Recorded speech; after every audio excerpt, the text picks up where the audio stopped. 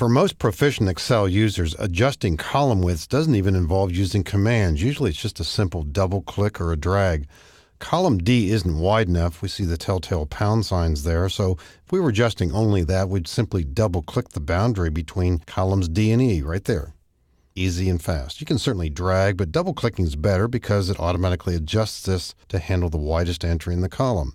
Sometimes we've got a worksheet like this one here, and who knows how this happened, but let's say, as I press Control Z to go back a little bit, suppose some of these are too narrow, as we see some of them obviously are. Column B is also. Some of these might be too wide. And furthermore, we might even have some hidden columns. Let's hide a column to bring this issue into play as well.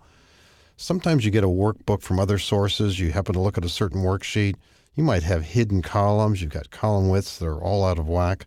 Let's quickly adjust all of them at once by clicking in the upper left corner and then double-clicking a column boundary between letters.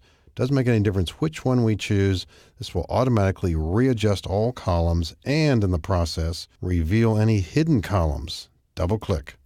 And keep in mind that some worksheets that have many, many columns, it gets a bit laborious to go out and check every single alphabetic letter out there into the double digits and so on to be looking for hidden columns.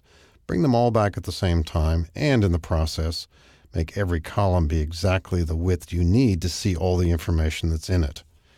And similarly, you might do this with rows, but perhaps for a different rationale here and there. Sometimes you're about to print a worksheet, maybe this one. Maybe this is going to be more readable. If we had more vertical space here, we might click in the upper left-hand corner and simply point to one of the row boundaries. Doesn't make any difference which one. Click and drag it, maybe make it about twice as tall. And it simulates the look of double spacing. That might be just what we need. On the other hand, if you had received this data, you might want to say, well, I want to readjust all these quickly at once. I don't need this look at all. Click in the upper left corner, and what are you going to do? Double-click one of those boundaries, double-click, and we're back to so-called normal display. So you can easily, throughout the entire worksheet, adjust column widths and/or row heights as necessary.